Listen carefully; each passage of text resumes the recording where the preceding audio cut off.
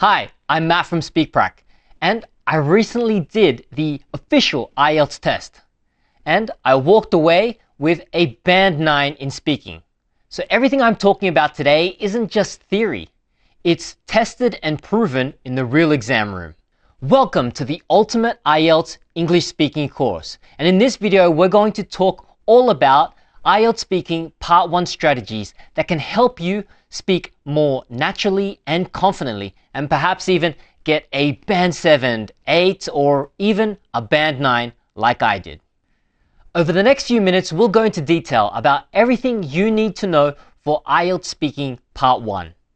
We'll start off with those first crucial moments that you'll have with the examiner, which I like to call the introduction round. Then we'll go into the IELTS Speaking Part 1 structure, and we'll talk about the kinds of topics you'll likely encounter, from the predictable ones to even some of the wild cards. I'll even pinpoint some of the common traps that people fall into and how you can sidestep them. Before we get started, I want you to know that this video is part of the Ultimate IELTS English Speaking course.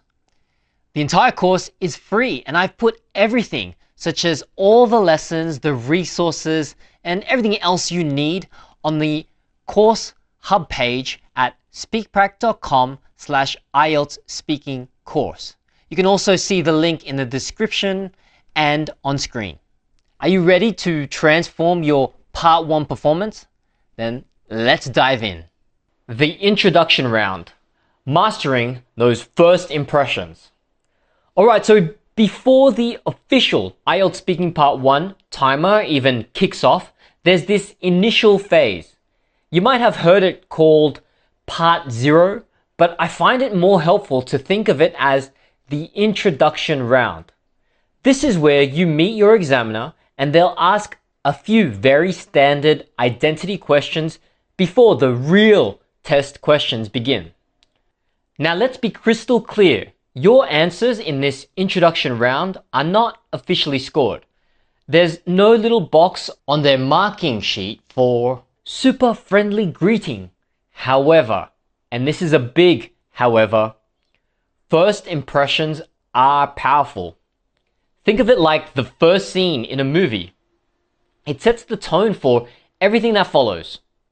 While it won't directly impact your band score, a confident, polite, and calm demeanor in this round can help you feel more at ease and can foster a more positive, relaxed atmosphere with the examiner.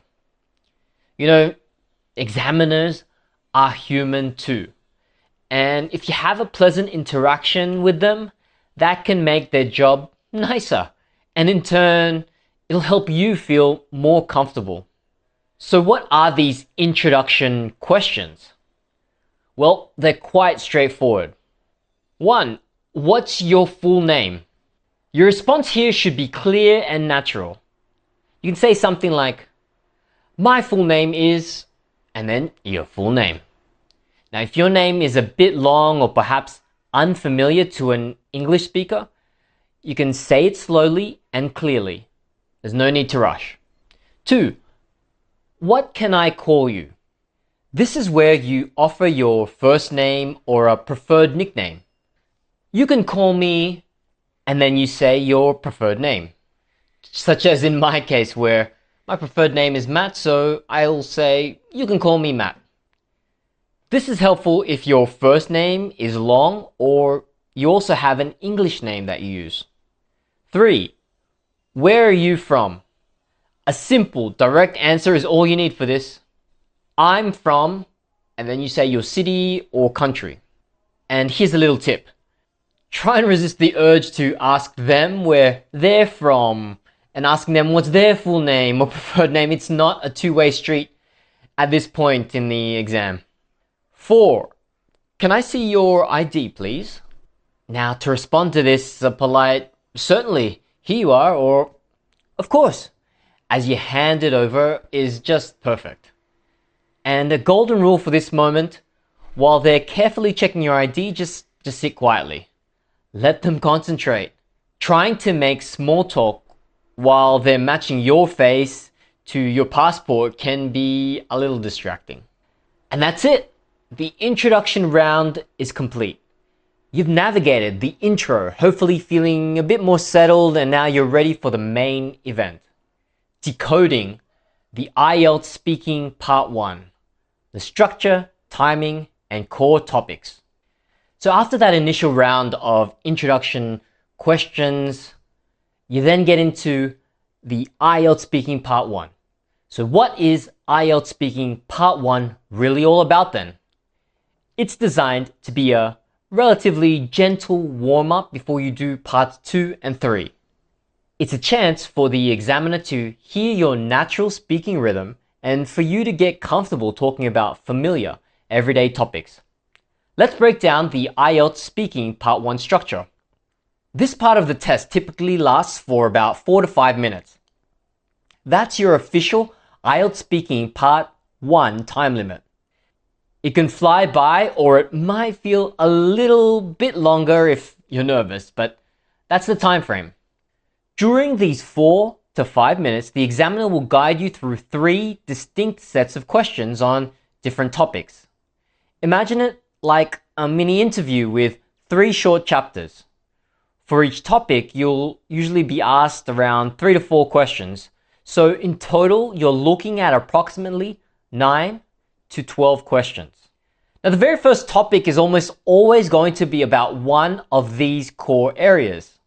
Your work, if you currently have a job, your studies, if you're a student, your hometown or where you currently live. That is your home. I like to call these the foundation topics. Now, the examiner will usually ask something like, do you work or are you a student? To determine which path to go down. So you can be pretty confident you'll be chatting about one of these areas right from the start.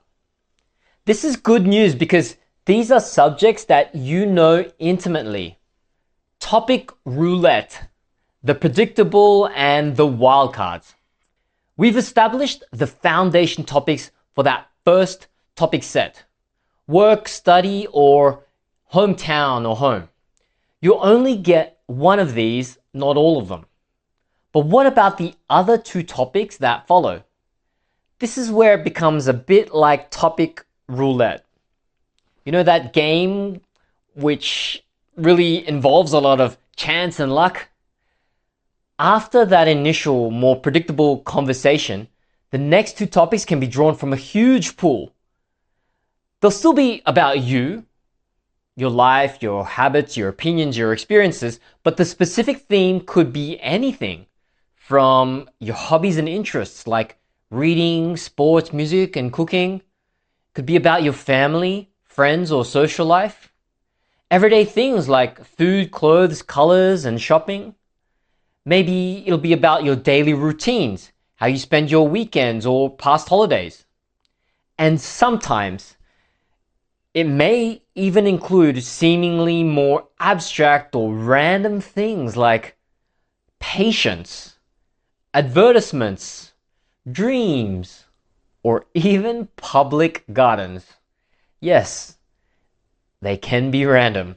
However, here's the thing. While certain topics do come up more often than others, beyond that guaranteed first topic, which is a foundation topic about work, study, or your home and hometown, really the possibilities after that are practically endless. So this is my advice. Don't try to predict and memorize answers for dozens of potential topics. It's like trying to boil the ocean. It's totally inefficient, and if you try and memorize answers for every single type of topic totally available, then you might sound unnatural. The beauty of part 1 is that the questions are about you, the most important person in the world, right? So there's no wrong content in your answer. You know more about you than anyone else. All the examiner really wants to do with IELTS Speaking Part 1 is they want to hear you express yourself. Common stumbling blocks in IELTS Speaking Part 1 and how to leap over them. Now, even though part 1 is designed to be the most straightforward part of the speaking test, it's amazing how many test takers hit a few bumps in the road. Let's shine a light on these common stumbling blocks, these band score bruises, so you can elegantly leap right over them. 1. The scripted robot voice, which really refers to memorized answers. Now, this is a classic pitfall. Examiners are highly trained to detect answers that sound rehearsed or memorized. Your intonation might go flat. Your delivery sounds robotic and it just doesn't feel like a genuine conversation. If they suspect you're reciting, they might even throw in a completely unexpected question to see how you cope without your script. Here's the fix for this. Think of it like this. You wouldn't give a new acquaintance, someone you just met, you wouldn't give them a pre-written monologue, would you? That'd be weird. Aim for spontaneity instead. Your authentic voice is what they want to hear. 2. The one-word wonder. When answers are too short. This kind of problem goes something like this. The examiner asks, "Do you enjoy cooking?" And you confidently say, "Yes!" And now cue to the crickets. Yes, so that's a one-word answer right there, and this gives the examiner very little to assess your language skills, and that's a problem. You need to offer a bit more substance. We'll cover exactly how much more in just a moment. 3. The endless monologue. Answers that are far too long. On the other side of the coin, part 1 is also not the time for an epic 5-minute dissertation on the socio-economic history of your favorite type of coffee.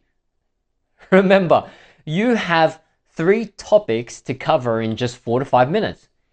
If you launch into a lengthy speech on just one question, the examiner will have to interrupt you, which can feel awkward. So here's the fix. Think of part 1 answers like perfectly portioned tapas, not an all-you-can-eat buffet. You want your part 1 answers to be short, flavorful, and to the point. 4. Analysis paralysis. When you overthink your answers. Now, these IELTS Speaking Part 1 questions are about you, your preferences, your experiences. There's no hidden, correct answer they're hunting for, so don't overthink it. If you pause for too long, lost in thought, with lots of ums and ers, your fluency score can take a nosedive. The fix? Trust your first genuine thought. Whatever your opinion is on a topic, it's perfectly valid. So just give that. 5. The deer in headlights moment. Freezing on unusual topics. Now, occasionally, a topic like mirrors, shoes, or patience can pop up. Yes, this can really happen, and some test takers freeze simply because they weren't expecting it. The fix for this? Embrace the curveball. It's okay to take a brief second to gather your thoughts first and say something like, well, that's an interesting question. Then just share what comes to mind. For example, shoes. Well, I suppose I prefer comfortable ones these days, especially since I walk a lot. 6. The I'd rather be anywhere else vibe. It's when you appear disinterested. Now, this is a problem because your body language, your tone of voice, it all communicates something. If you seem bored, disengaged, or even a bit annoyed to be there, it makes the interaction feel strained and can subconsciously color the examiner's perception. As I said before, they're human too, and they can feel emotions.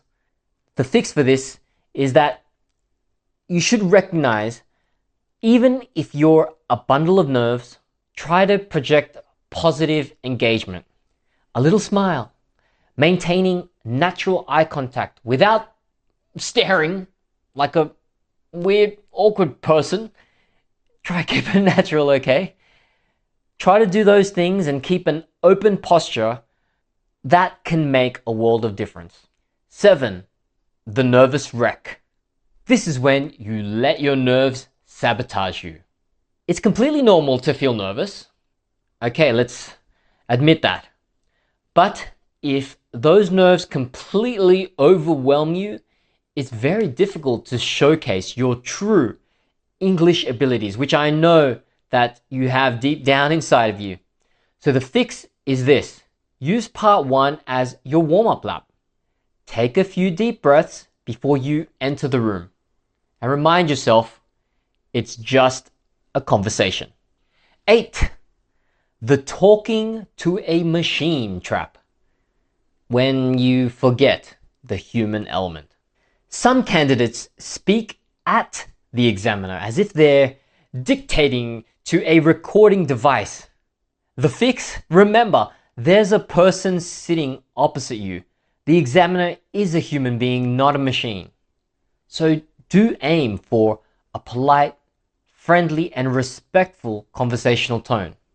Imagine you're chatting with a new colleague or university tutor. You could think of it like that. Now, I know that's a long list of things that can go wrong, but every single one of those issues comes from a place of fear or doubt. So if you ever doubt yourself during your practice, I want you to stop, take a deep breath, and remember this one truth.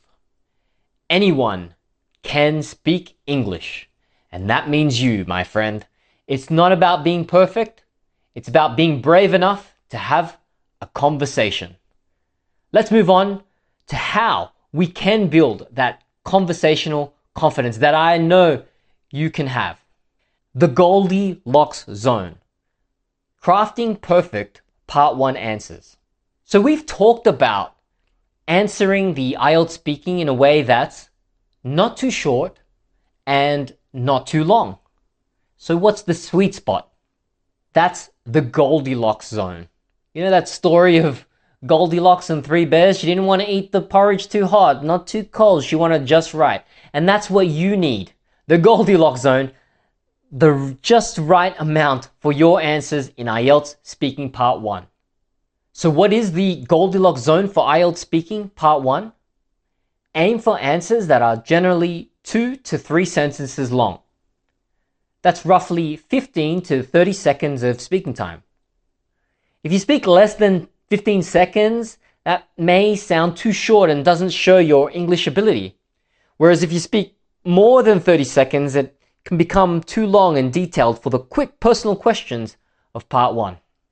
The goal is to answer the questions directly and then naturally extend it with a little bit more information. Perhaps a reason, an explanation, or a brief example. In order for you to reach that Goldilocks zone of 15 to 30 seconds, I like to use a special framework. You can think of it as the A.R.E. framework, the R framework. Answer, give a reason, and maybe an example or explanation. And they all spell the word R. And here's a helpful way to remember this. Part 1 is all about who you are.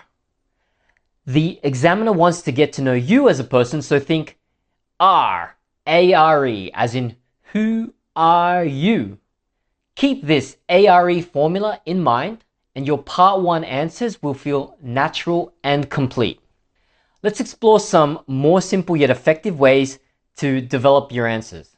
I'll give you examples without needing to use overly complex grammar or vocabulary. 1. The why factor. You can give a reason or explanation.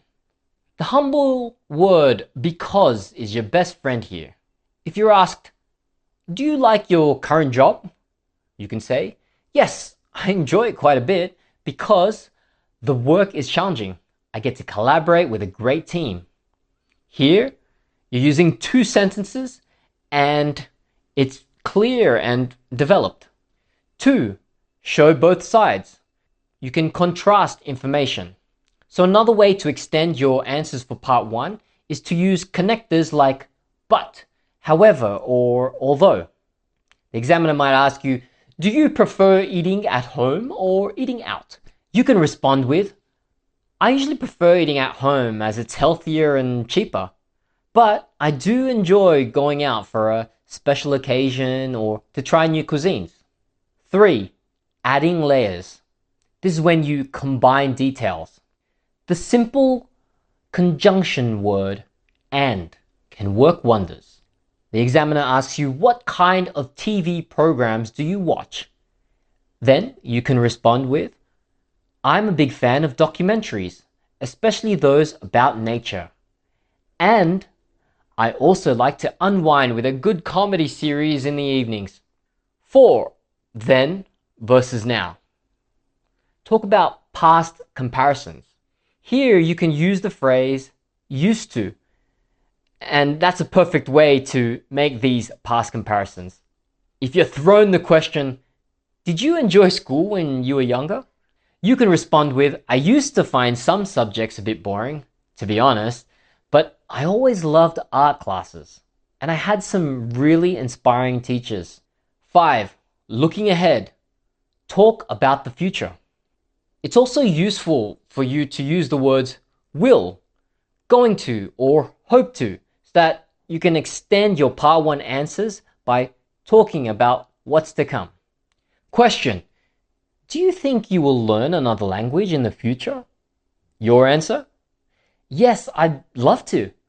I'm planning to start learning Spanish next year, as I think it would be really useful for travel. 6, paint a picture or give examples. You can use natural sounding phrases such as like, such as, or for instance, or for example. Out of all of these though, the word like is probably the most conversational for part 1. So if you get asked, what do you do to relax? You can answer with, I find reading very relaxing and I enjoy books like non-fiction ones about travel. I also enjoy listening to music or going for a walk in the park. 7, how often? Use frequency adverbs and phrases. Talk about how often you do something with words like usually, often, sometimes, rarely, hardly ever, or every now and then. Question, how often do you visit your relatives? You can answer, I try to visit my grandparents every weekend if possible, but my other relatives live further away, so I see them less often, maybe a few times a year. You see, these aren't complicated linguistics gymnastics. They're simple, everyday conversational tools that help you extend your answers from a single flat statement to a more developed, engaging, and natural sounding response. Try incorporating these into your answers, but as a baseline, make sure to use the A.R.E. framework, where you can just answer the question, give a reason, and maybe provide an example or explanation. Your game plan, preparing for IELTS Speaking Part 1. So how do you effectively prepare for all of this? The absolute number 1 non-negotiable thing is you gotta speak. You simply can't improve your speaking by just reading about it or listening to others. Active practice is key. So you can do certain things like find speaking partners. You can look for language exchange partners online, and there are many free platforms. You can join local English conversation groups or practice with friends who are also studying. Just don't fall into the trap of thinking, I have no one to talk to. Be proactive and resourceful. You can also record yourself. Now, if you can't find someone to talk to and they don't have time and you don't have much time either, you might also feel nervous, so you want to just do some practice on your own first, and this is a great option. Recording yourself might be a bit awkward at first. I totally get it. I'm a little awkward myself once in a while, but it's an incredibly powerful tool. It's convenient when you don't have much time, you feel nervous, you can't find someone to speak to, and with your recordings, you can listen back to them. You'll hear your own hesitations, your common grammar mistakes, and your pronunciation quirks. If you're speaking too quickly or too softly, you can figure that out on your own by listening to yourself. It's like having your own personal IELTS speaking coach. Practice with authentic questions. A quick search for IELTS Speaking Part 1 questions or IELTS Speaking Part 1 topics will give you tons of material.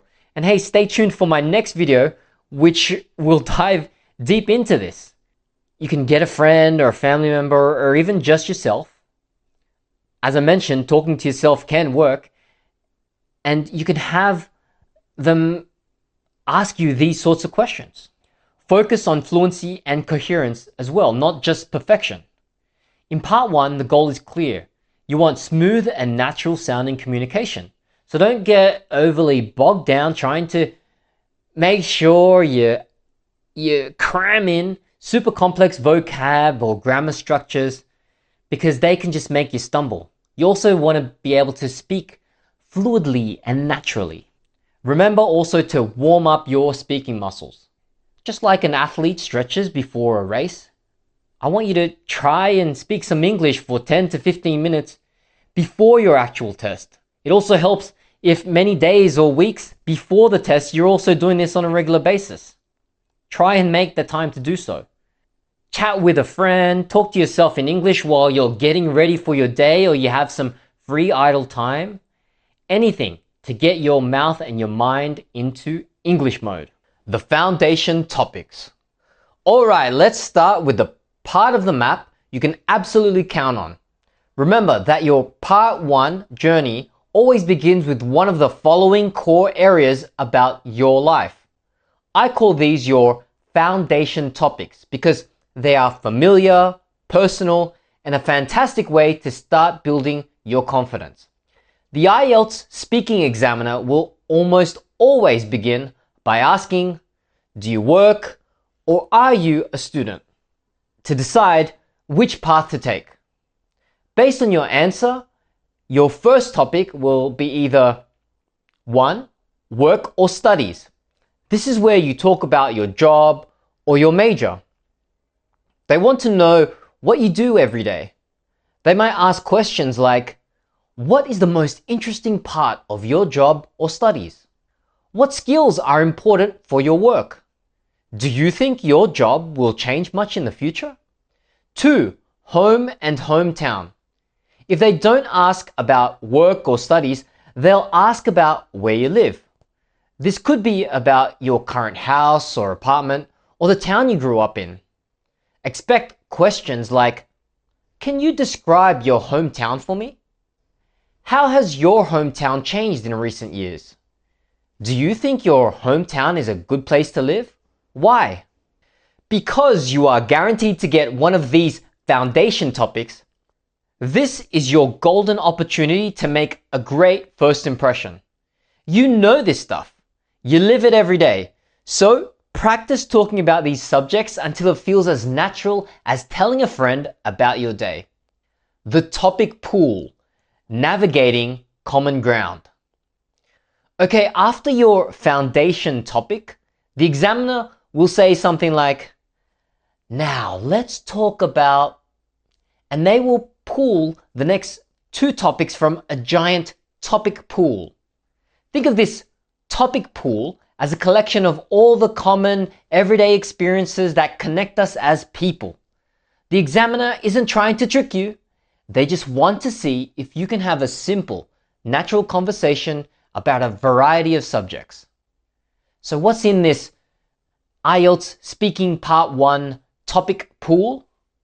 Well, based on thousands of recent test reports and what we built into the SpeakPrac app that I've been working on to help IELTS students like yourself, these are the most common IELTS Speaking Part 1 topics you should be ready for. Family and friends. This is a classic. You might be asked, what qualities do you look for in a good friend? Or do you prefer spending time with family or friends? hobbies and free time. This is super common. They want to know what you enjoy. Questions could be, what hobbies would you like to try in the future?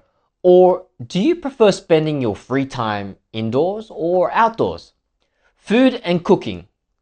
Everyone eats, so this is an easy topic to talk about. For example, what is your favorite type of cuisine? Or do you enjoy trying new recipes? Daily routine. This topic explores your habits. They might ask, can you describe your typical day? Or what do you usually do before going to bed? Travel and holidays. The IELTS speaking examiner might ask you about your past trips or future travel dreams. What was the last vacation you went on? Is a very common question. Shopping. Questions about your shopping habits are also frequent. For instance, do you prefer shopping in stores or online? Weather and seasons. Now this is a simple but effective topic. You might get questions like, how does the weather affect your mood? Or what is your favorite season and why? Transport and commutes. How you get around is another personal topic. You might get this kind of question. What is the most popular way of commuting in your city? Health and fitness. Now this has become more popular recently, and you might hear, what do you do to stay healthy? Or how important is fitness to you? And one more topic that's very relevant to you is this, learning English. They might ask, what is the most challenging part of learning English for you? Okay, now that's a lot of topics, I know. Seeing them all listed out like that can feel overwhelming. And it's easy to start thinking, how can I possibly prepare for all of this? There's so many topics and each topic has a variety of questions. But I want you to take a breath and remember the single most important belief we have here at SpeakPrac, and it's a belief that I personally have as well. With the right tools and the right mindset, anyone can speak English. This isn't about memorizing every topic. It's about building a system so you're ready for any topic. The wildcards, latest questions, and the unexpected. So you've prepared for your foundation topics and you've practiced the common ground topics from the topic pool. You're feeling good about IELTS speaking part 1. But then the examiner throws you a curveball. They ask you about mirrors, or puzzles, or robots, or in my case, for my speaking test, they asked me about keys. Now these are what I call the wild card topics. They are less common, a bit more abstract, a little weird, and their job is to see how you handle something you haven't prepared for. Every year, a few new ones enter the mix. And recently, we're seeing more questions about things like maps. How often do you use maps? Or do you prefer paper maps or electronic maps?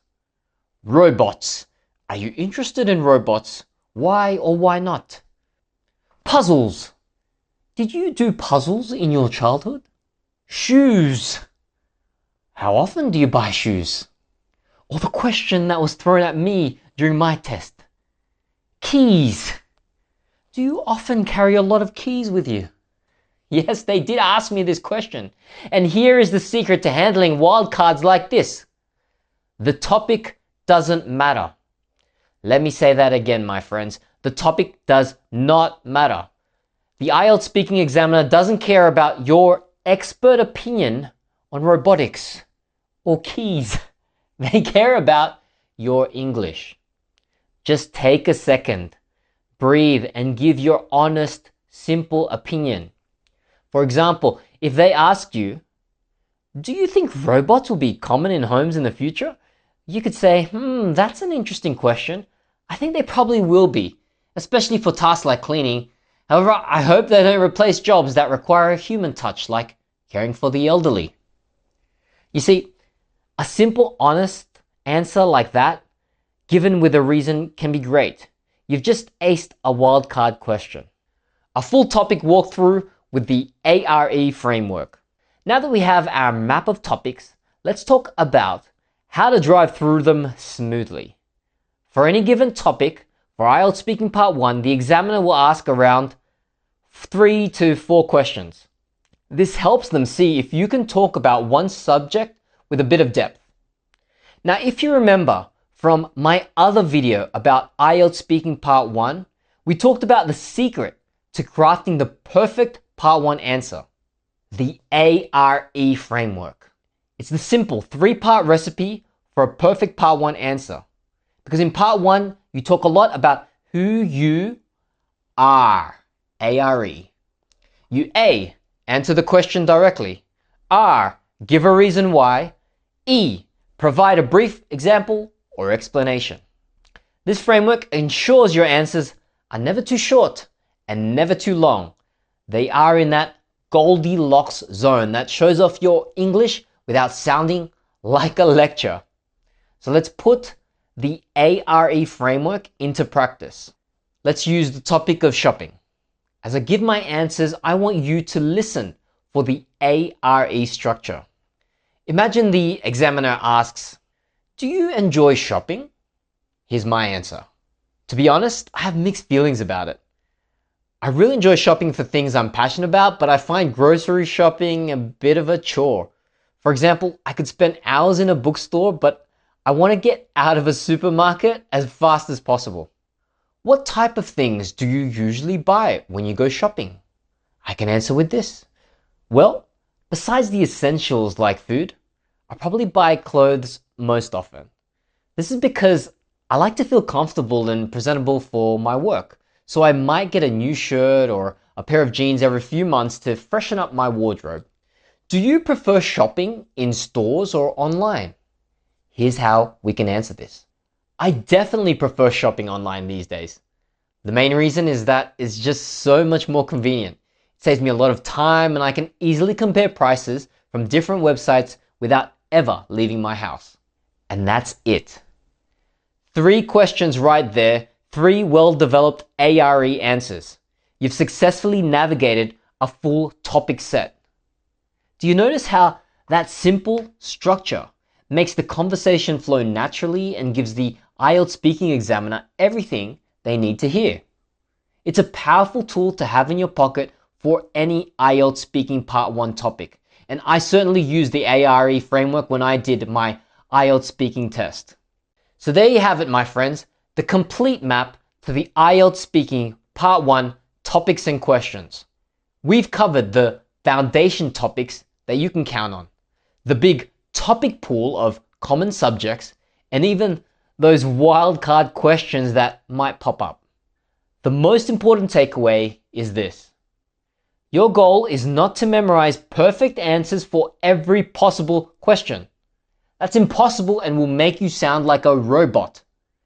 Your goal is to understand the territory, to get familiar with the types of questions so that no matter what the examiner asks, you feel ready to have a natural, human conversation. Now, before we jump into the app, let's quickly remember the single most important framework for your IELTS speaking Part 1 answers. Do you remember it? It's the A.R.E. framework, because in Part 1, we talk a lot about who you are.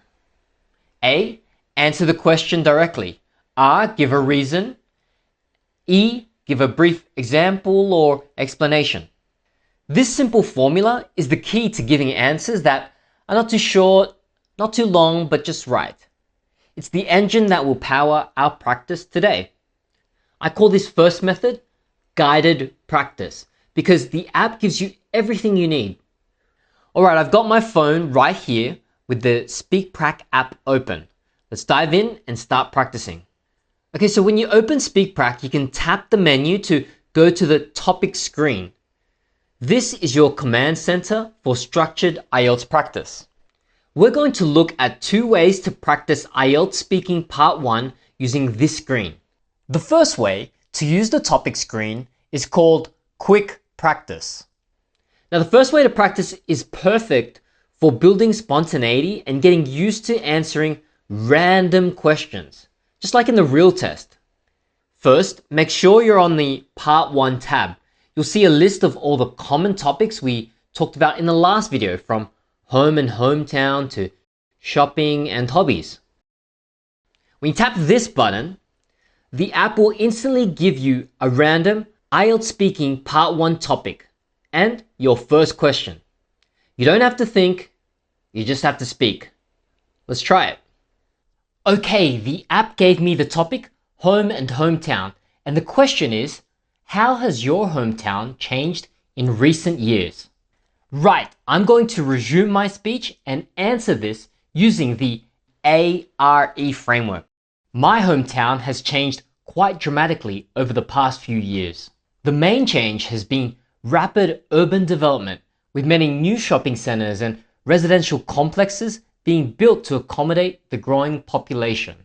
For instance, there's now a massive new mall in the city center that opened just 2 years ago, and several old neighborhoods have been completely renovated with modern apartment buildings. And that's it.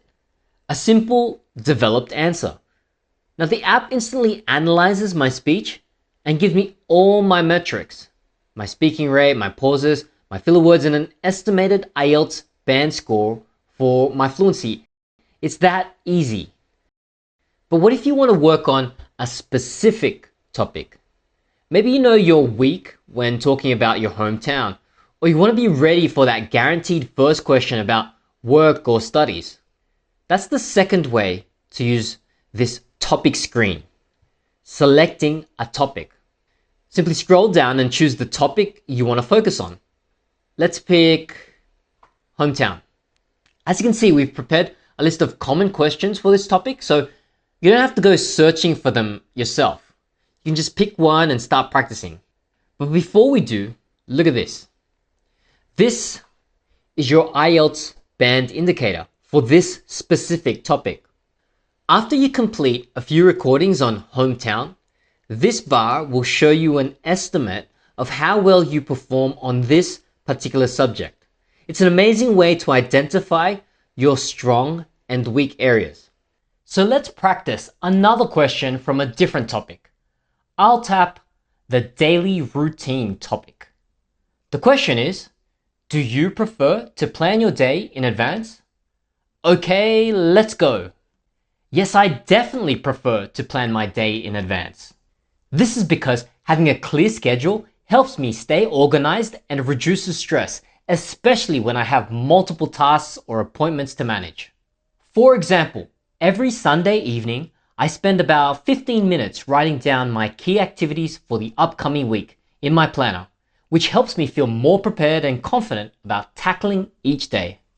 And now the SpeakPrac app takes my speech, writes out the transcript, and gives me instant metrics and feedback, including my IELTS score.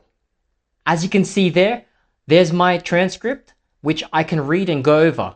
I can also see fluency metrics and why the app suggests I receive that score, among other tips. Now, when you go back to the topic screen, you'll now see that the topic of daily routine has an updated IELTS band score indicator.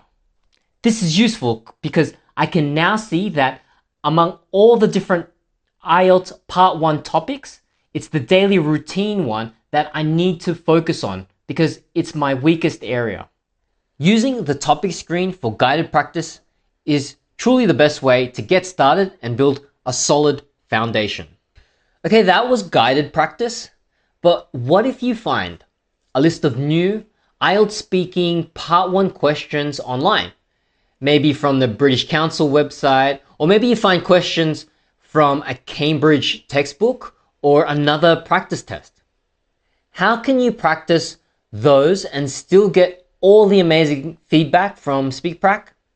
That's where our second method comes in, freestyle practice. For this, we can use the big speak button right here in the middle of the navigation bar. You can speak about any topic you want to. it takes you directly to the recording screen without a pre-selected topic. Let me show you. Imagine I found a question online. Let's say the question is, do you like wearing hats? It's a bit of a wild card and a little bit weird, right? But it's perfect for this demo. All I have to do is tap the speak button. And now I just answer the question. Honestly, I'm not really a hat person. I think it's mostly because I find them a bit uncomfortable and I'm always worried about getting my hair messy. I do own a warm beanie for the winter though, but that's more for practical reasons than for fashion. And just like that, even though the topic wasn't from the app's list, SpeakPrac will analyze my speech, give me my fluency metrics, my estimated band score, and save the recording for me to review later. It's incredibly flexible. Okay, I've shown you the blueprint, the map, and the car. You've seen how I use the app to practice. Now, my friends, it's your turn. I'm going to give you a real IELTS Part 1 topic and question. I want you to grab your phone, open SpeakPrac, and get ready to hit that speak button. The topic is hobbies, and the question is, what hobbies would you like to try in the future? Remember the A.R.E framework. Now you can do this practice on your own after this video, or you can pause this video right now and try it yourself using the SpeakPrac app, or if you don't have that yet, you can just use your recorder on your phone. Okay, time is up. How did that feel? A little strange at first, right? That's totally normal. But you did it. You took the most important step. Now look at your phone. And if you've got the SpeakPrac app, then go ahead and check your results. What was your words per minute? Did you use any filler words? This instant feedback is what will help you improve faster than anything else. Be sure to also check out the improved transcript of your Part 1 response. It'll give you ideas of how you can make your response a whole lot better. So there you have it. 2 simple, powerful ways to practice for IELTS Speaking Part 1 using the SpeakPrac app. You can use the topic screen for guided practice without questions, or the speak button for freestyle practice with any question you find. Okay, let's break down what is IELTS Speaking Part 2. Think of Part 2 as your 2-minute spotlight. After you finish the warm-up questions in Part 1, the examiner is going to hand you a card called a cue card, along with a pencil and some paper. On this card, there will be a prompt. It will ask you to describe something, like a person, a place, an object, an experience, or a memory. You get the idea. Below that main prompt, you'll see a few bullet points, usually 3 or 4, with suggestions like who this person was, where you met them, what they do, and explain why they are important to you. Now here's how the timing works, and this is crucial for the IELTS Speaking Part 2 time limit. You get exactly 1 minute to prepare. You can use this minute to read the card, think, and jot down notes. Then the examiner will say, all right, you can start speaking now. Your job is to speak on that topic for up to 2 minutes. And I want to stress that phrase, up to 2 minutes. You don't need to stare at a clock and stop at exactly 1 minute and 59 seconds. Your goal is to keep talking fluently and coherently until the examiner gently stops you. In fact, being stopped by the examiner is a good sign. It means you had plenty to say, so try and aim for it. So to recap, for IELTS Speaking Part 2, you get a topic, 1 minute to plan, then 2 minutes to shine in your spotlight moment. It's simple, right? Well, the mechanics are simple, but there are a few common traps that even smart IELTS students fall into. The 3 common traps and how to avoid them. Over the years, I've seen 3 main reasons why students stumble in Speaking Part 2. I call them the 3 traps. Trap number 1, the 60-second sprint. This is when a student looks at the 4 bullet points, treats them like a checklist, says 1 or 2 sentences for each, and then runs out of things to say after just 60 seconds. They look up at the examiner, who is just waiting there patiently, and that awkward silence feels like an eternity. This damages your fluency score because it shows you can't sustain a long turn of speech. Trap number 2, the robot reader. This happens in the 1-minute prep time. A student tries to write down full sentences or even a whole paragraph. Then, when it's time to speak, they're not talking, they're reading. Their voice becomes flat, they lose all natural intonation, and they sound like a robot device giving directions. This kills your score for pronunciation and fluency because natural connected speech is totally gone. Trap number 3, the I know nothing panic. The examiner hands you a card that says, describe an interesting law in your country, and your mind just freezes. A law? I'm not a lawyer, I know nothing! This panic makes you hesitate and doubt yourself before you even begin. So what's the secret here? The secret is this. The examiner doesn't care if you're a legal expert. They just want to hear you use English to talk about the topic. So how do we avoid all these traps and turn your 2-minute spotlight into a masterful performance? We need a better system, that's for sure. The topic diamond, your ultimate IELTS Speaking Part 2 structure. This is where we change the game. I want you to stop seeing those bullet points on the card as a cage that you have to stay inside. Instead, I want you to see them as the scaffolding, not the cage. What do I mean by that?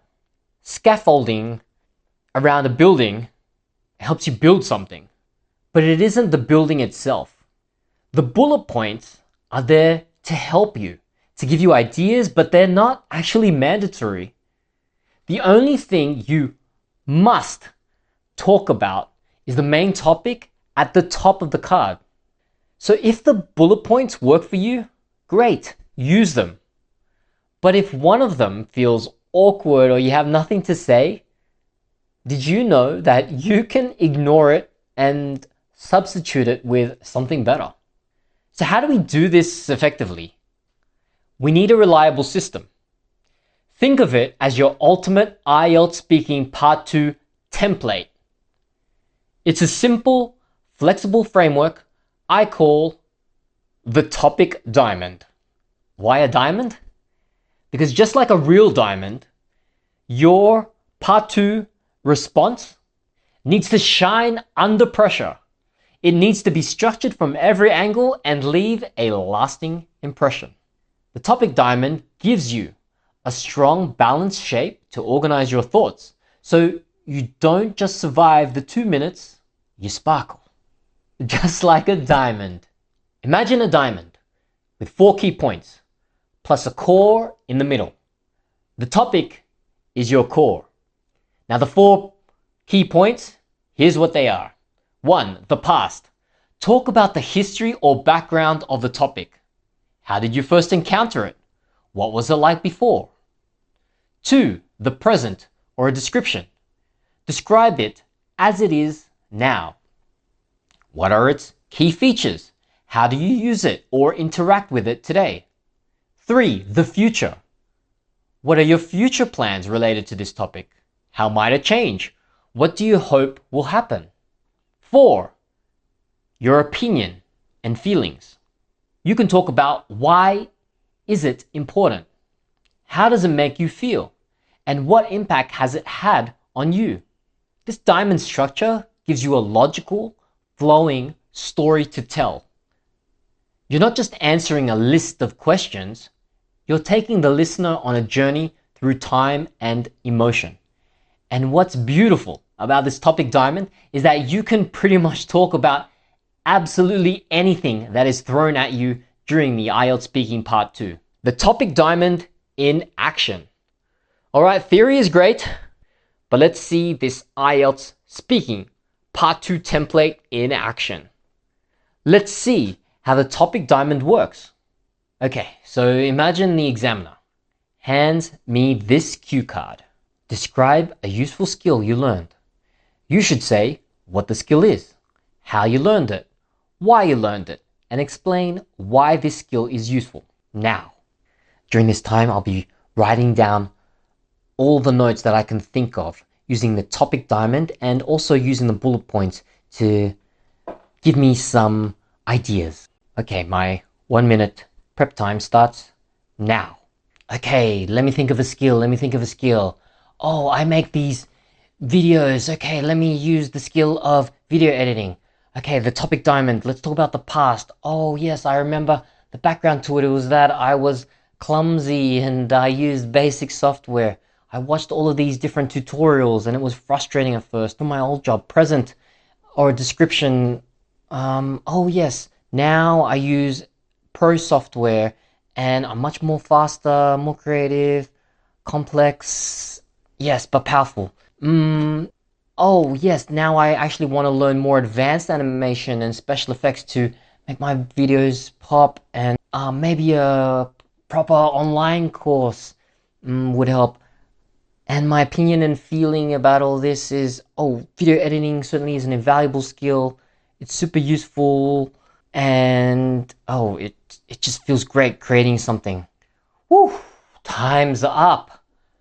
Whoa! See how my notes aren't full sentences.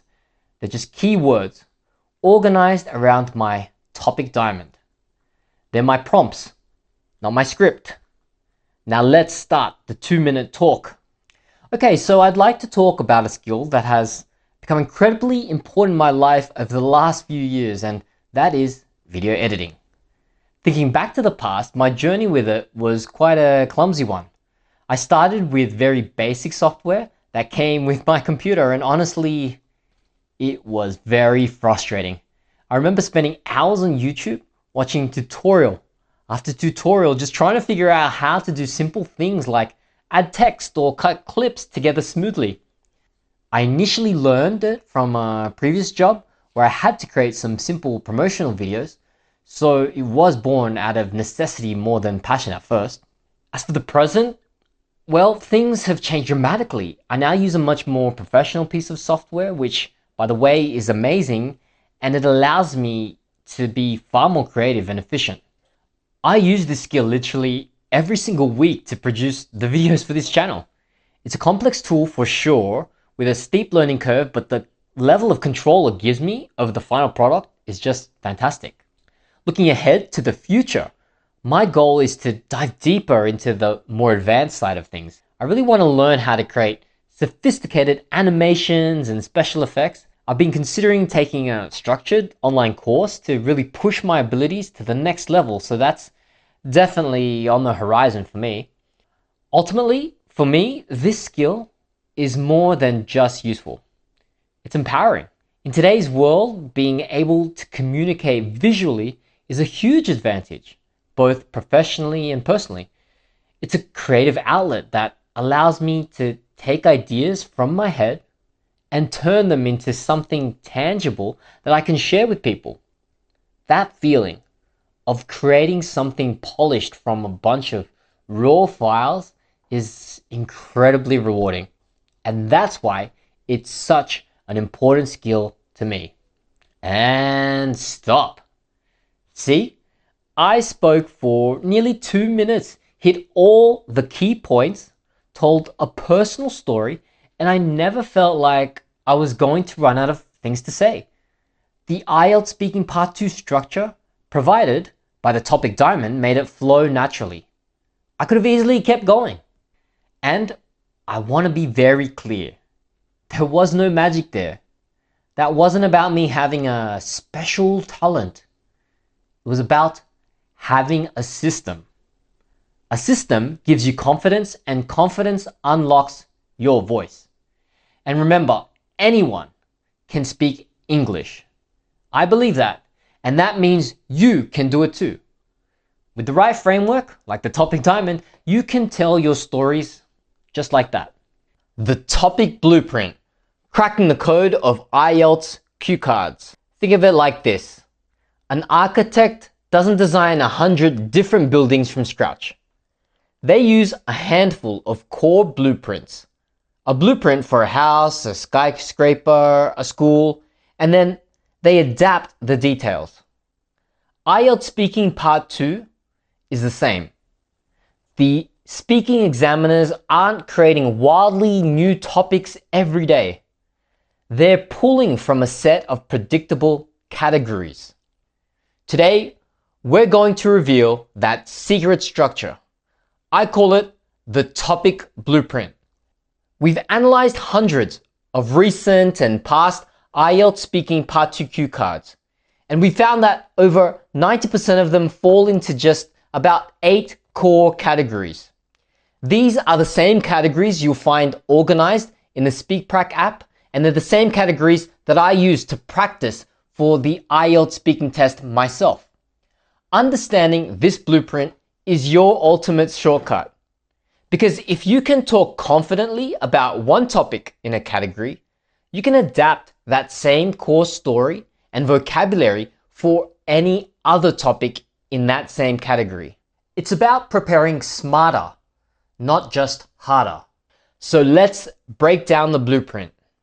Our first blueprint category is one you can absolutely guarantee you'll be prepared for. Blueprint category 1, a person. There's a high chance that you'll be asked to describe a person.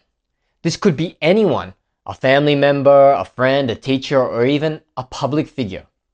A recent IELTS Speaking Part 2 question that appeared was, describe a person you admire. You should say who this person is, how you know them, what qualities they have, and explain why you admire them so much. Remember that in my other video about IELTS Speaking Part 2, I talked about the topic diamond answer template that you could use to answer a Part 2 question effectively. With the topic diamond, you talk about 4 key points: the past, the present, the future, and your opinion. Can you see how the topic diamond can perfectly fit for this particular Part 2 question? Let's see what we can talk about. The past. Well, you can talk about how you met this person you admire or how you found out about them. The present, or a description. Well, you can talk about what they are like now, their qualities, such as are they kind, intelligent, or creative. The future. You can talk about how you hope to see them again or be like them in the future. And what about your opinion or your feelings? Well, you can talk about why you admire them and the impact they've had on you. You can see here that when you use the topic diamond framework, you're actually also answering all of the bullet points that's suggested in the cue card. You prepare one good story about a person you know well, and you're able to adapt it for a dozen different questions. Blueprint category 2, a place. Next up are places. This could be your hometown, a city you've visited, a restaurant you like, or even a room in your house. A classic IELTS Speaking Part 2 topic in this category is, describe a place you've visited that made a lasting impression on you.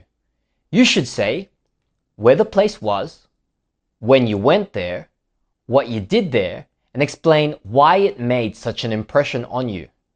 Again, think of the topic diamond and how it can apply here. The lasting impression part is pure opinion and feelings. And you can talk about the history of the place, which is the past, what it's like now, the present, and if you plan to go back there, which is the future. Blueprint category 3, an object. This category is about physical things. It might be a gift you received, a piece of technology you use, or something with sentimental value. Now, when I actually did my IELTS speaking test, part 2, I got a question about a piece of technology that I use. So I know that this can really apply here. Now, a very common cue card for this category is describe an object that is important to you. You should say what the object is, how you got it, what you use it for, and explain why it is so important to you. Maybe it's an old film camera from your grandfather, or whatever old object you can think of. Well, you can talk about when you received it, which is the past, how you use it for your photography hobby now, the present.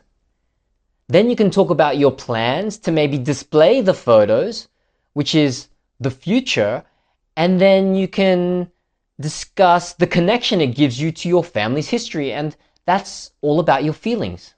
Again, the topic diamond can apply to this blueprint category of objects. Blueprint category 4, an event or experience. This is a big one. IELTS speaking examiners love asking about memories and life events. This could be a festival, a wedding you attended, a special trip, or a happy childhood memory. For example, a recent cue card asked students to describe a time when you felt very surprised. You should say what happened, when and where it was, who was with you, and explain why the experience was so surprising. This right here is a storytelling topic. You set the scene as you talk about the past. Describe the event itself as you talk about that present time. You can go into whether you'd like to experience that moment again in the future. And then you can focus on your feelings and the impact that moment had on you, which is your opinion and your feelings. Again, the topic diamond is so relevant here. Okay, we're halfway through the topic blueprint. I know this is a lot of information, but seeing these patterns for IELTS Speaking Part 2 is the key. All right, let's get back to it. Blueprint, Category 5, a hobby or activity. This is another favorite for IELTS examiners because it lets you talk about your passions. This could be a sport you play, a creative hobby, or something you do to relax. Let's look at a typical IELTS Speaking Part 2 cue card for this category. Describe an outdoor activity you enjoy. You should say what the activity is, where you do it, who you usually do it with, and explain why you enjoy it so much. So whether it's hiking, cycling, or just reading in a park, you can talk about when you started, which is the past, what a typical session is like, and that's the description of that present moment. Then talk about a future trail or future session that you want to do. And here you're talking about the future.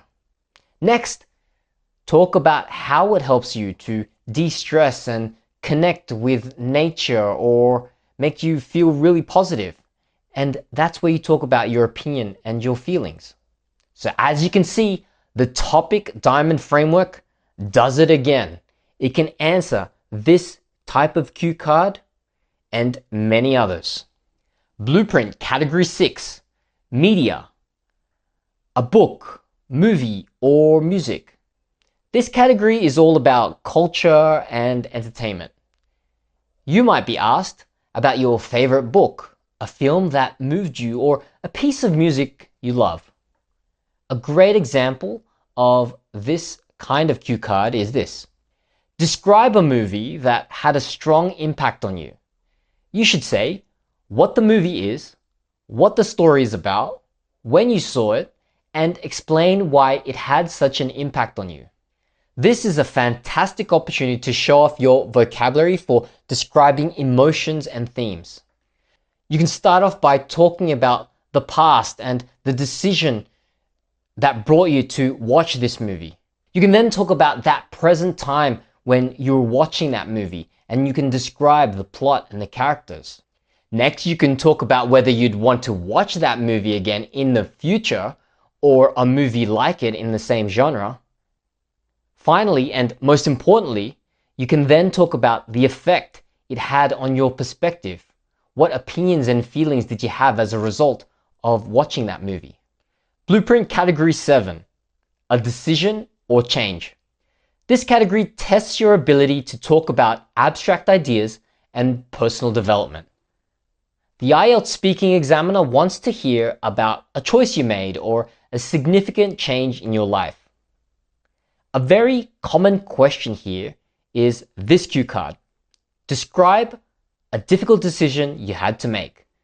You should say what the decision was, when you had to make it, how you made the final decision, and explain what the result was. This is clearly a narrative question, and you can use your topic diamond framework to structure the story of the situation. Talk about what happened before the decision, which was the past. Then describe the moment of the decision and its immediate aftermath, which at that time was the present and the description of it. Then you can discuss how this decision shaped your life since, which is talking all about the future, and then share any opinions you have and feelings as a result of it. Blueprint Category 8, your English journey. Okay, we have our 7 core blueprints: people, places, objects, events, activities, media, and decisions. And this covers almost everything. But I want to give you one more tool. This last one isn't just another category. Think of it as your secret weapon, your safety net if your mind ever goes blank. I call it your universal topic, the English journey. Why do I call it the universal topic? Because the one experience that connects every single person watching this video is that you are on a journey to learn and master English. And here's the thing that you need to realize, and it's kind of like magic. That English journey that you're on and that we're all on is already filled with topics from our other 7 blueprints. Think about it like this. Your English journey is like a toolbox that contains smaller, specific tools you can use anytime. Have you got a cue card about a person who helped you? Well, you can talk about your first inspiring English teacher. Have you been asked to describe a place? Well, what about the language school or library where you had your aha moment? Do you need to talk about an object that's useful? You could describe your favorite vocabulary notebook, a book that helped you, or even the SpeakPrac app you use to practice your speaking. If for IELTS Speaking Part 2, you're asked about an important event and your mind goes blank, well, why not talk about the first time you had a full conversation with a native English speaker and a decision that changed your life? Think about the moment you decided to commit to taking the IELTS test to pursue your dreams. Can you see, my friends, that your own story of learning English is already a rich source of examples for almost any category? But here's the best part. Sometimes the IELTS speaking examiner knows from your conversation in part 1 that learning English is a huge part of your life right now. So it's not surprising that you might get a cue card that is directly about this experience, like describe a challenge you faced while learning English. You should say what the challenge was, when you faced it, how you overcame it, and explain what you learned from the experience. This is a perfect opportunity. You're literally living this topic. You have so much to say. In terms of the challenge, talk about your past. Maybe you struggled with pronunciation, specifically the f sound. that TH sound, which can be so annoying for non-native English speakers. It was frustrating, right?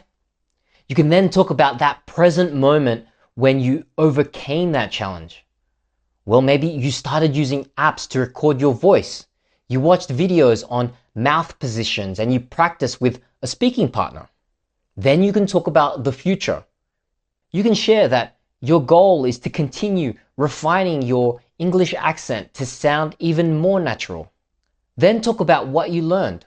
And here you're talking about your opinion and your feelings. You can say that this challenge taught you the importance of consistent, focused practice, and that with the right tools, any obstacle is surmountable. It made you a more resilient learner. So you can see, this isn't just an eighth topic. It's a core part of your story that you can adapt and use. It's personal, detailed, and something you can speak about with genuine passion and emotion. And what's so beautiful about your English journey is it's living proof that anyone can speak English, and that includes you. And I truly believe that. So there you have it, the topic blueprint, plus your universal secret weapon. 7 core categories that cover the vast majority of IELTS Speaking Part 2 questions. And 1 master strategy that connects them all and gives you a safety net, just in case your mind goes totally blank. The power of topic stacking. So why is this so powerful? It's because of a concept I call topic stacking. The goal is not to prepare 100 different answers for IELTS Speaking Part 2. The goal is to prepare 8 core stories.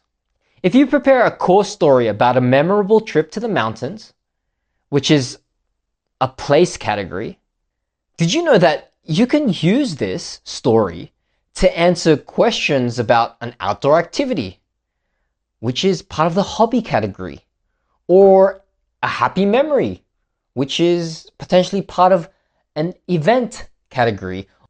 Boom! Same story. You just adjust the focus slightly. You've stacked your preparation. You've got one story that can answer multiple IELTS Speaking Part 2 cue cards. You see, this is the secret to walking into the IELTS Speaking test feeling prepared for anything without memorizing scripts. You're not memorizing answers, you're preparing your stories. And I think what can really help you feel more prepared for IELTS Speaking Part 2 is if you've done a lot of speaking practice in advance. If you've answered a variety of cue cards across various topics and categories for Part 2, then you've already described a lot of stories, potentially using the topic diamond framework, and you can reuse those stories that you've already said in your actual Part 2 speaking test. Your action plan. So let's recap the game plan. We've demystified the IELTS Speaking Part 2 topics by revealing the topic blueprint, the 8 core categories that cover almost every possible question. This allows you to practice smarter using topic stacking, where you prepare a single versatile story for each category, and you can actually use it across different cue cards that come your way. Okay, the foundation is set. Now the real challenge is that 1 minute of preparation time. This is where the pressure hits and where your training really counts. You need a way to practice this moment over and over again, getting instant feedback on how you're doing. So how do we do that? This is where the SpeakPrac app becomes your personal training partner. Of course, you could use another basic recording app on your phone to practice Part 2, but it can be so limiting and frustrating. That's why I'm going to show you my exact workflow for practicing Part 2 inside the SpeakPrac app. Method 1, guided practice with the topic screen. All right, welcome to the SpeakPrac app. There are 2 powerful ways we can train for Part 2. Let's start with the first one, using the topic screen. When you tap on topics, you'll immediately see something familiar. The topics for part 2 are organized by the topic blueprint, categories we covered in my other part 2 video. You can talk about a person, a place, an object, and so on. This makes it incredibly easy to do focused practice. Now within this screen, you have two amazing options. First, look at this button at the top. Quick Practice Part 2. When you tap this, the app instantly gives you a random real-style IELTS Part 2 cue card. This is your pressure test simulator. It's perfect for testing your ability to think on your feet and apply the topic diamond to a topic you weren't expecting. Just like in the real IELTS speaking exam. But if you want to work on a specific area, maybe you struggle with describing places, that's where the second option comes in. You can browse through the different topic areas of part 2 and then choose a specific topic like a place. This lets you do focused, deliberate practice on your weaker areas. And here's a really powerful feature. Notice this IELTS band indicator within each of the topic boxes. Now this isn't a random score. SpeakPrac calculates your average performance on all your past recordings for that specific topic. It's your personal benchmark. You can see at a glance which topics you're already scoring a 7.5 on or higher, and which ones keep you stuck at a 6 and you need to work more on these. We provide all the topics and questions so you don't have to waste time finding them. So go ahead, you can pause this video and start practicing speaking for part 2. Remember, you have two options on the topic screen. You can do quick practice or select a topic that you want to improve. So that was method 1, guided practice. Now for method 2, which is all about flexibility. See this big orange speak button in the bottom navigation bar of the SpeakPrac app? This is the Quick Speak button. It lets you speak about anything. You're not tied to our list of part 2 questions and topics. This is perfect if you're using official materials from the British Council, I.D.E.A, or you've got Cambridge IELTS books. Let's say you find a part 2 question you want to try. You can just hit this speak button and you can start your 1-minute prep and 2-minute speech right away. You can use the pause button if you need more time for your prep. Now, even though you're using external materials for your part 2 questions, you can still get all of SpeakPrac's instant feedback and metrics, so it can be so useful. All right, enough talk. Let's put this into action. This is the workshop part of the video. I'm going to put a brand new cue card on the screen. I want you to treat this like a real test. Cue card. Describe a time you received good advice. You should say what the advice was, who gave you the advice, what the situation was, and explain how the advice helped you. I'll share how I prepped for this question, and be sure to also prep for this question too, using your own notes. I'll use the topic diamond to structure my notes. I'm just jotting down keywords, not full sentences, for this 1 minute. Okay, our 1 minute prep time starts now. Okay, the past. I was confused about my job. I felt stuck. I didn't know what to do. Okay, the present description. What was I doing then? Oh, I talked to a mentor and the advice was, focus on skills, not job titles. Simple but powerful. Totally changed my perspective. And from that time, what was the future like? Now I always think about what skills I'm building. And this helps me choose projects. And I want to keep learning new skills. And my opinion was that it's incredibly helpful, gave me clarity, a roadmap, and reduced my anxiety. Best advice ever. Okay.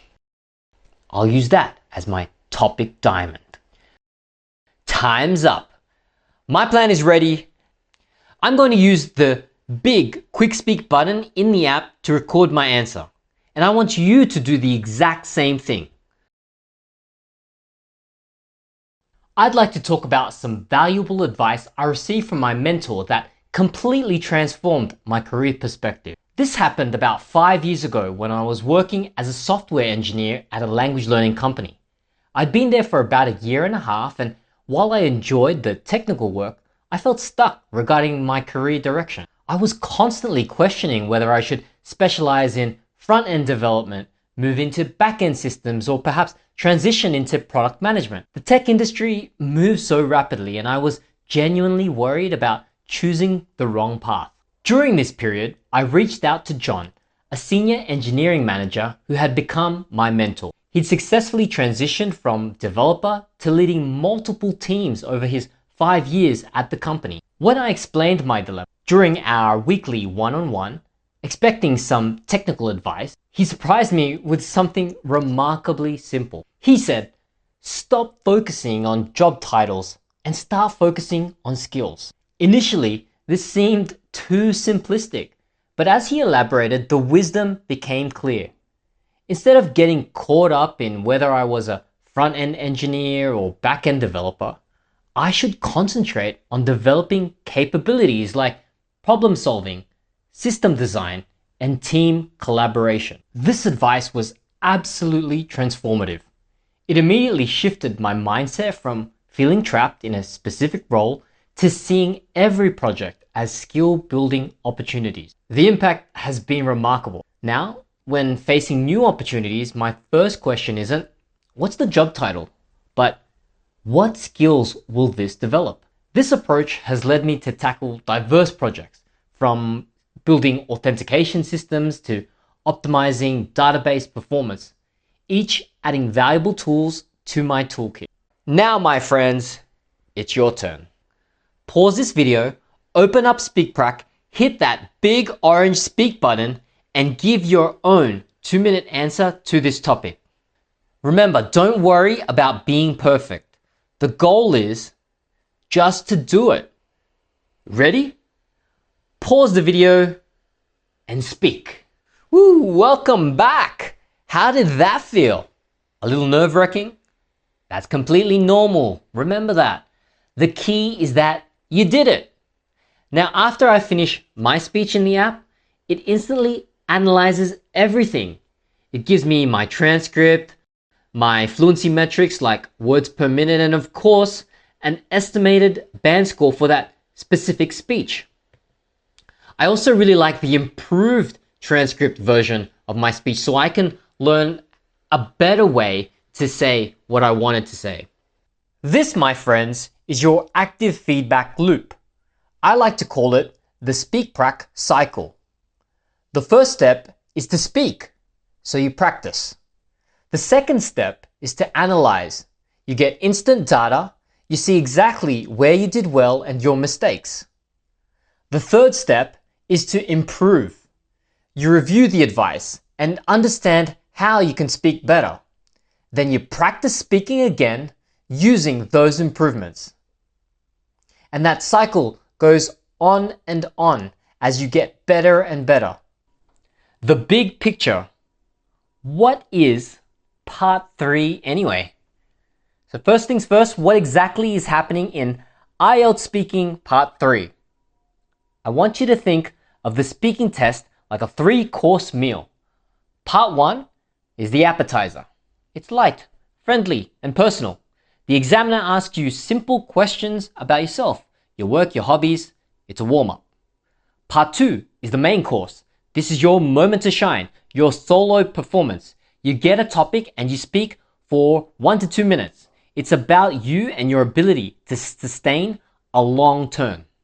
Part 3 is the dessert and the coffee. Part 3 is the deep, rich conversation. It's no longer just about you, it's about ideas, concepts, and society. It's a discussion, a friendly debate between you and the examiner. The questions in IELTS Speaking Part 3 will be thematically linked to your Part 2 topic. but they'll be much more abstract and general. So, if your part 2 was about a teacher you admire, part 3 won't be about your teacher. It will be about education in general, the role of teachers in society, or the future of your learning. This part of the test lasts for about 4 to 5 minutes, which is roughly the same as part 1. The examiner's goal here is to see the full range of your English speaking ability. They will push you, they will challenge you, and they will ask you difficult questions to see how you handle them. And that's a good thing, because it gives you a chance to show off your best language skills. The 3 traps that cost students points. Now, before we get to the solutions, we need to understand the common pitfalls. I see students fall into the same 3 traps over and over again. Trap 1, the one-liner answer. In part 1, a 2 or 3 sentence answer is perfect. But in part 3, giving a short, simple answer is a huge red flag. If the examiner asks, why do you think art is important in schools? And you just say, because it helps students be more creative, and then you stop, you're not giving the examiner enough to score you highly. You need to elaborate. Trap 2, the keyword panic. This is when you hear 1 or 2 key words in the question, you then panic, and you just start talking about that word without actually answering the specific question you were asked. For example, the examiner asks, to what extent has technology impacted the way people socialize in your country? The student hears technology and socialize and just starts listing different social media apps, thinking that the question is all about social media. They never actually answer the to what extent part of the question. You really have to listen to the entire question carefully. Trap 3, the get me out of here rush. I know, the speaking test is stressful. By the time you reach the end of IELTS Speaking Part 3, your brain is fried and you just want it to be over. So a natural reaction is to start speaking really fast, giving short answers, hoping the examiner will just let you go. But the examiner has a job to do. If you give short answers, they'll just keep asking you more and more questions to fill the time. You need to finish strong. And that's why I'm going to give you this gift. The I.D.E.A framework, your blueprint for perfect answers. Okay, so we know the traps. How do we avoid them and give those long, well-developed, impressive answers that examiners love to hear? The answer is actually simple. When the examiner asks for your thoughts, you need to give them a great idea. And I mean that literally. We're going to use the I.D.E.A framework. This is a powerful 4-step framework that will be your blueprint for crafting the perfect answer every single time. It's your secret IELTS Speaking Part 3 template. And here's what it stands for. Idea. State your main idea or point. This is your direct answer. D. Develop. Develop your idea. Explain why you think that. And go deeper. E. Example. Provide a specific example to make your idea tangible and real. A. Alternative. Acknowledge an alternative viewpoint or a concession. Now, this idea structure ensures your answer is logical, detailed, and balanced. All the key ingredients for a high band score. Let's see it in action. Imagine the examiner asks you, do you think modern technology makes people more or less lonely? Instead of panicking, Let's just give them an idea. Hi, idea. That's an interesting question. In my opinion, while it has its benefits, I believe modern technology, especially social media, has ironically made many people feel more lonely. D, develop. To develop that idea, what I mean is that we're often substituting deep, meaningful connections with shallow digital ones. We might have hundreds of friends online, but these interactions lack the genuine emotional depth of a face-to-face conversation. It creates an illusion of connection without the real substance. E, example. For instance, you often see a group of teenagers sitting together at a cafe, but instead of talking to each other, they're all silently scrolling through their phones. They're physically together, but mentally, they're in completely different worlds, isolated by their screens. This is a perfect example of that modern loneliness. A, alternative. Of course, there is an alternative way to look at this. I have to admit that for some people, like the elderly or those living in remote areas, technology can be a vital lifeline. For them, it can help them connect with family they wouldn't otherwise see, which definitely reduces feelings of isolation. You see how powerful that is? In just 4 steps following the SpeakPrac I.D.E.A framework, the IDEA framework, you've created a comprehensive, well-supported Band 7 plus answer. It flows logically from a single point into a fully formed discussion. The best part about a framework like IDEA is that it provides a simple truth. You don't need to be a genius to have a deep conversation. You just need a way to organize your thoughts. Because it's not about having perfect knowledge. It's about having the confidence to share your ideas. And as I always say, I believe that anyone can speak English, including you. Pro tips and mindset for success. Having the IDEA framework certainly is a game changer, but let's cover a few final tips to make sure you're fully prepared for the IELTS Speaking Part 3. 1. Embrace the difficult questions. If the examiner asks you a really hard question, don't panic. It's a good sign. It means they think you're a high-level candidate and they're giving you a chance to prove it. See it as an opportunity, not a threat. 2. Use your lifelines. You are allowed to ask for help. You have 2 lifelines. You can say, could you please repeat the question? You can also say, I'm sorry, I'm not familiar with the word. And then you say the word. Could you explain what that means? Using these doesn't lose you points. In fact, it's much better than guessing and answering the wrong question. Trust me, you don't want to pretend you know what you're talking about when in reality you don't. So you can ask for these clarifications. 3. Build your speaking stamina. Speaking non-stop in a foreign language for 15 minutes is a marathon. It's not a sprint. So you need to train for it. Practice having long conversations in English. Get a friend to ask you Part 3 style questions for 10 to 15 minutes straight, so that on test day your brain is ready for the workout.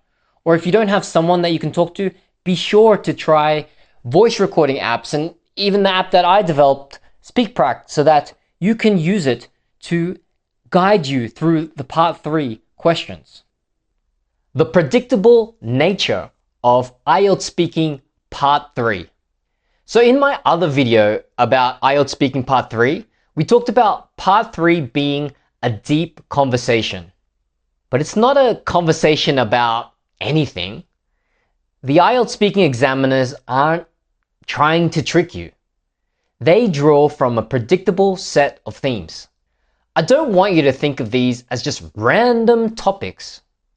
I want you to think of them as the 9 core topic areas of Part 3. Think of your IELTS Speaking Part 2 topic as the starting point of a map. The Part 3 questions will then lead you into one of these 9 key areas for a deeper discussion. So often, Part 3 questions will be linked to the Part 2 cue card, even if the link is loosely based. Now, your job isn't to be an expert on every key area for Part 3 topics, but you should know the map. When you know the map, you can't get lost. Exploring the 9 core topic areas for Part 3. Okay, so let me be your guide and let's dive in to the first area. Topic Area 1, Technology. This is an absolute classic. Examiners love this area because it's universal, it's constantly changing, and it affects every part of our lives. I can confirm with first-hand experience that this topic area of technology is very likely to be in your Part 3 question set. The reason I can say this is because I recently did the IELTS speaking test, and for Part 3, I got a lot of questions about technology. Now, the questions here are designed to see if you can discuss both the good and the bad. For example, they might ask a classic question like, do you think technology makes people's lives easier or more complicated? But a more recent type of question might be, how do you feel about the increasing use of artificial intelligence in creative fields like art and music?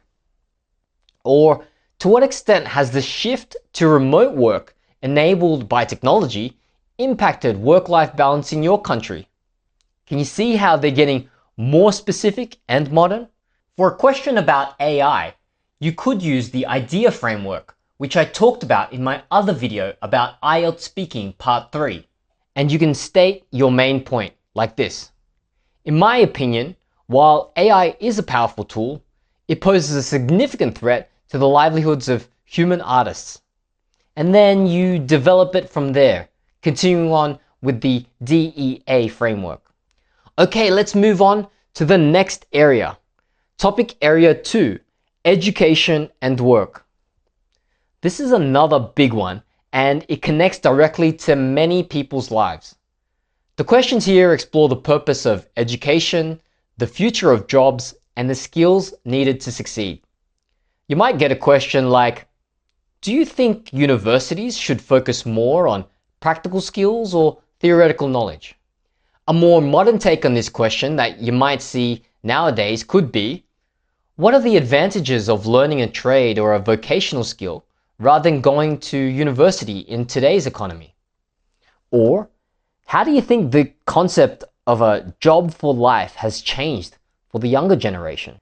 These questions are perfect for using the alternative part of your I.D.E.A framework or I.D.E.A framework. You can present one side and then say, of course, on the other hand, a university degree still holds a lot of prestige and can open different kinds of doors. When you talk about alternatives like that and show contrasting opinions, this shows the examiner you can think critically. Topic Area 3, Environment. This area is more important than ever. Examiners want to see if you can discuss global issues with maturity. They're looking for vocabulary like sustainability, carbon footprint, and renewable energy.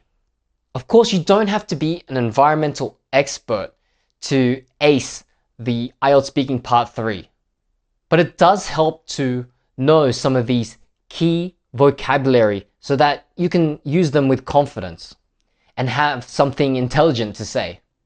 Common questions include, what can individuals do to help protect the environment? How serious do you think the issue of climate change is? And a very relevant latest question could be, in your opinion, is it possible to balance economic growth with environmental protection, or must one be sacrificed for the other? This is a fantastic opportunity to give a specific example in your I.D.E.A answer or IDEA framework answer, perhaps mentioning a green initiative in your city or country.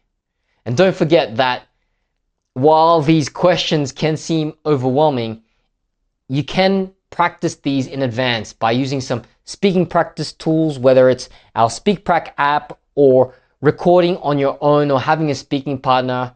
I think using those resources can help so that you can gain more confidence answering these deep dive questions. Topic area 4, society and lifestyle. This is a broad but fascinating area. It covers everything from family structures and social media to consumerism and community life. The IELTS Speaking examiner wants to test your ability to comment on social trends. For instance, how do you think the internet has affected people's social lives? Do you think society places too much pressure on people to succeed? And a really interesting new question I've seen is, how has the rise of fast fashion and consumer culture impacted the way people view their possessions? These questions are your chance to share a strong, well-supported opinion. For a question about fast fashion, you can easily use the IDEA framework, where you develop your idea by explaining the consequences. For instance, how it leads to a disposable culture and massive waste. Okay, let's take a breath. I know this is a lot to cover. You might be thinking, Matt, I'm not a sociologist or an environmental scientist. But remember, the goal isn't to be an expert. The goal is to have a confident conversation and share your ideas. It's about having a mental map, not knowing every single detail. Use the words and the concepts that you are comfortable with. Because with the right framework and just a little bit of preparation, and I truly believe this, anyone can speak English at a high level.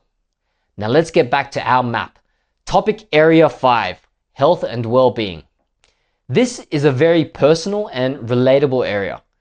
Questions here often revolve around physical fitness, mental health, and healthcare systems. You could be asked, what do you think are the most important factors in maintaining good health? Or a more modern, nuanced question you might get is, do you believe people today are more aware of the importance of mental health than in the past? Why? Or even this, how can governments encourage their citizens to lead healthier lifestyles? Now, if you want to answer a question on mental health and use the IDEA framework, then you can use a personal observation as your example. You could mention how mental health is discussed more openly among your friends or on social media. And when you do that, it makes your answer real. Topic area 6, travel and tourism. This area often follows a part 2 about a trip or a place. The questions expand from your personal experience to the broader industry and its impacts. You can expect questions like, what are the advantages and disadvantages of international travel? And one of the latest questions that I've seen is, how can tourism be made more sustainable to protect local cultures and environments? And another very current question can be, do you think the way people travel will change permanently after the global events of the past few years? For sustainable tourism and the IDEA framework, you could use the A for alternative. After giving one idea like eco-hotels, you can even add, on the other hand, it's also vital to empower local communities. Topic area 7, media and news. This area is all about information in the modern age. It covers traditional news, social media, and the problem of fake news. You might get questions like, do you think traditional media like newspapers is still important today? And for this topic area, you'll almost certainly see questions like, what role does social media play in spreading news and what are the dangers?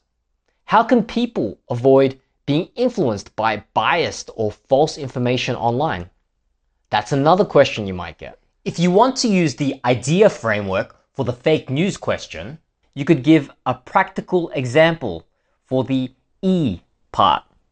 Suggest a simple habit like, for instance, I always try to check 2 or 3 different sources before I trust the story. Topic Area 8, Culture and Tradition. This area is where the examiner might ask you to reflect on your own country and the wider world. It's about heritage, festivals, globalization, and cultural identity. They could ask, how important is it to preserve traditional customs in modern society? Or a more complex question could be, in your opinion, how has globalization affected local cultures around the world? Another good Part 3 question might be, should cultural traditions be changed to adapt to modern values? Now, when you're asked if traditions should change, you can show balance with the A for alternative from the IDEA framework. You can argue that they must adapt. Then you can add, of course, some feel any change ruins the tradition's authenticity. Topic Area 9, English skills. Yes, they can even ask you about learning English. This is a bit of a meta topic area.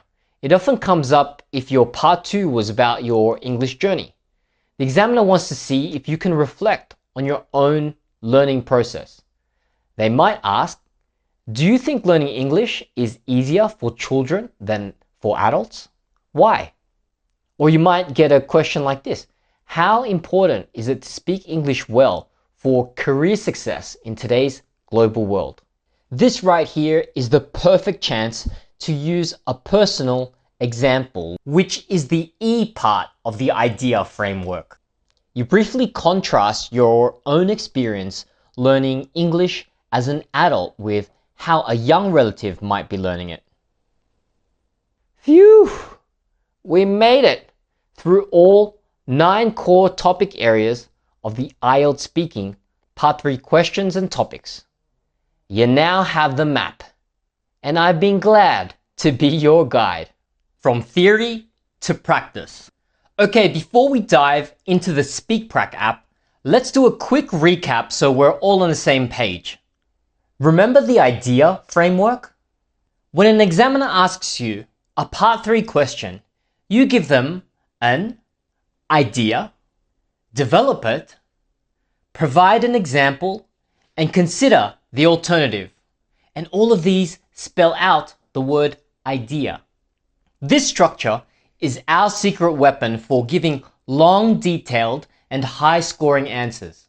Second, remember the 9 core topic areas like technology, environment, and education.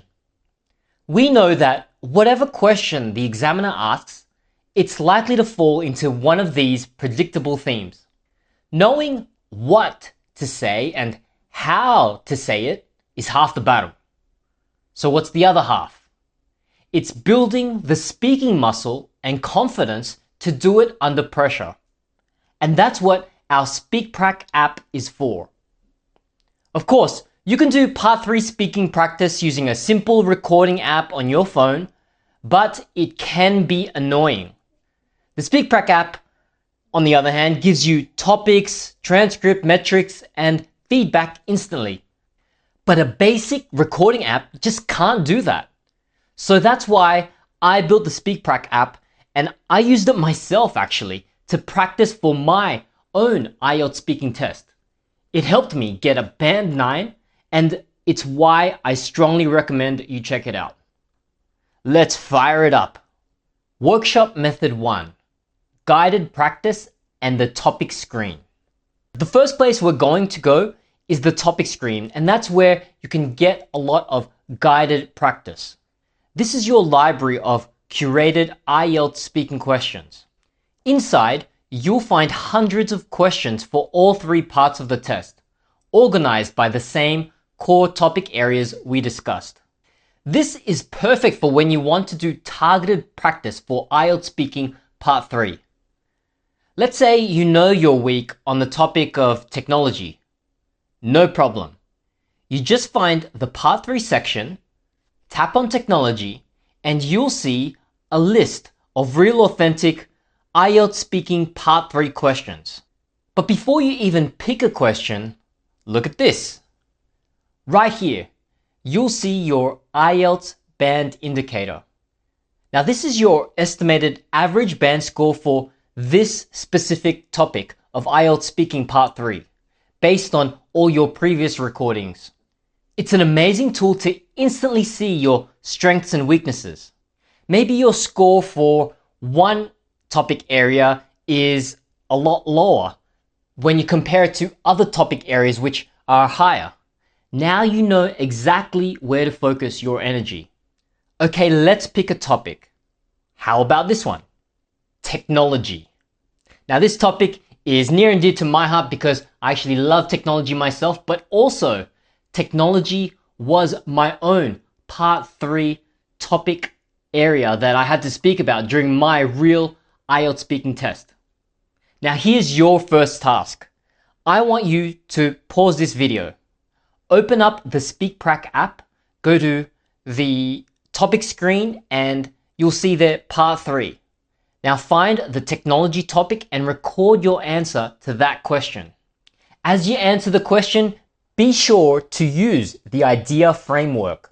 It's a great framework to help guide you throughout your speaking practice. Don't worry about being perfect, just speak. Are you ready?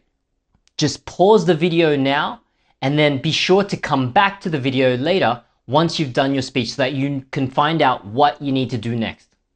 And welcome back. How did that feel? Now the most important thing is that you did it.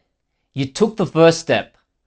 After you finish, the SpeakPrac app will give you instant metrics on your fluency, vocabulary, and grammar so you can see exactly how you did in answering that Part 3 question. Now what if you don't want to choose a topic? Let's say you want a random question for the Part 3 speaking practice. Do you see this quick practice button? This is for when you want to simulate the real exam where you don't know what's coming next. When you tap this, the app's smart algorithm looks at your practice history. It finds a topic you haven't practiced much, or maybe one where your scores are lower, and it gives you a question. It's the perfect way to build the mental flexibility you need for test day. So be sure to check out this quick practice button in the SpeakPrac app so you can get a random question just like in the IELTS speaking test and also like it is in real life. Workshop method 2. Freestyle practice. Okay, that was targeted, guided practice. But what if you find a great Part 3 question somewhere else? Maybe from a Cambridge textbook or a practice test on the British Council website. I totally understand because I actually used some of those questions myself when I was doing practice for the IELTS speaking test. If you want to do this, well, that's where the big speak button comes in. Now what I'm referring to is the big central speak button at the bottom of your SpeakPrac app. Now this big button is like your open microphone. It lets you speak about absolutely anything and you still get the same powerful feedback and metrics. Let me show you. I have a question here from a past paper and let's try and answer it using this quick speak button. Do you think it's more important to have a high-paying job or a job you enjoy? I'm just going to tap the speak button right here. And just like that, I'm ready to go. Now I can speak my answer using the I.D.E.A framework. This time, it's your turn first. Here's your second task. Find any Part 3 question you can, or you can even use the one I just said. Pause this video, open the SpeakPrac app, and hit that main speak button to record your answer. Go on, pause the video and give it a try, and then be sure to come back to the video so you can know what you need to do afterwards. Awesome work. You see, the tool is simple, but the effect is powerful. The more you use the SpeakPrac app and the more you practice speaking, The more speaking becomes a natural habit, not a scary test. You're building your confidence one recording at a time. Remember, this video is just one piece of the full course, the Ultimate IELTS English Speaking course. You can check out all the lessons and other resources at speakprac.com/IELTS Speaking course. So now we've seen how the SpeakPrac app can help you with IELTS Speaking Part 3. You have the topic screen for guided, targeted practice, plus you have the big speak button for more flexible, on-the-fly practice. You now have the framework, you know the topics, and you even have a tool to help you with IELTS Speaking Part 3. There are no more excuses. Anyone can speak English. If you have the right method and the dedication, which I know you both have, you can do it. Now, if you haven't yet downloaded and opened up the SpeakPrac app, be sure to do so. The link is in the description. Now, we've covered a lot of ground for IELTS Speaking Part 3, but there's one piece of the puzzle that can really make or break your IELTS speaking score, and it actually accounts for 25% of it. In our next video, we'll be talking all about fluency and coherence. I'll break down what examiners are listening for and give you practical exercises to help your speech flow naturally. If you master this, then you could increase your score by a full band or more. Click on this video and I'll see you there.